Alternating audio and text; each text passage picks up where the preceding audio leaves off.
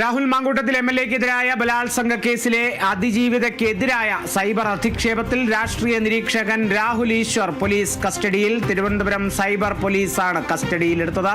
വീട്ടിൽ നിന്ന് കസ്റ്റഡിയിലെടുത്ത രാഹുൽ ഈശ്വറിനെ തിരുവനന്തപുരം നന്ദവനത്തെ AR ക്യാമ്പിൽ ചോദ്യം ചെയ്യുകയാണ്. സൈബർ അധിക്ഷേപത്തിൽ രാഹുൽ ഈശ്വർ അടക്കം 4 പേർക്കെതിരെയാണ് സൈബർ പോലീസ് കേസെടുത്തത്. കോൺഗ്രസ് നേതാവ് സന്ദീപ് വാര്യർ, രഞ്ജിത പുളിക്കൻ, ദീപ ജോസഫ് എന്നിവരാണ് മറ്റു പ്രതികൾ. അതിജീവിതയെ അപമാനിച്ചുവെന്നാണ് കേസ്. അതേസമയം സമൂഹ മാധ്യമങ്ങളിൽ പോലീസ് നിരീക്ഷണം കർശനമാക്കി. അതിജീവിതയെ അപമാനിക്കുന്നവർക്കെതിരെ കർശന നടപടിയെടുക്കാൻ ജില്ലാ പോലീസ് മേധാവിമാർക്ക് സംസ്ഥാന പോലീസ് മേധാവി നിർദ്ദേശം നൽകി. രാഹുൽ മാങ്കൂട്ടത്തിൽ എംഎൽഎക്കെതിരായ ബലാത്സംഗ കേസിലെ അതിജീവിതയ്ക്കെതിരെ വലിയ രീതിയിൽ സൈബർ അധിക്ഷേപം ഉണ്ടായിരുന്നു. അതിനെ തുടർന്നുള്ള നീക്കമാണ് ഇപ്പോൾ നടക്കുന്നത്.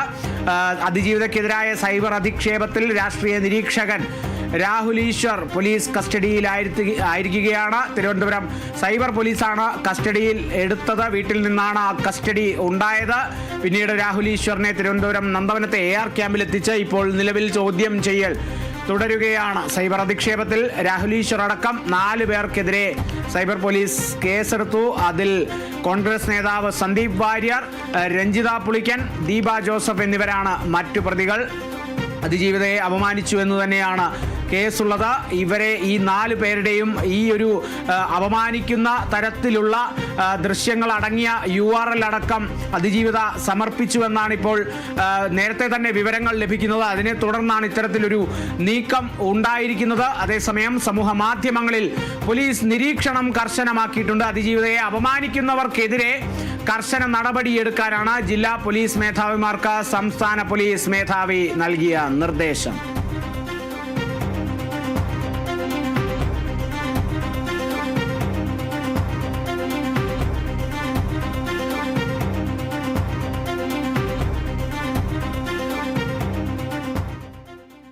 പാലക്കാട് MLA രാഹുൽ മാങ്കൂട്ടത്തിനെതിരെയുള്ള പീഡന കേസിൽ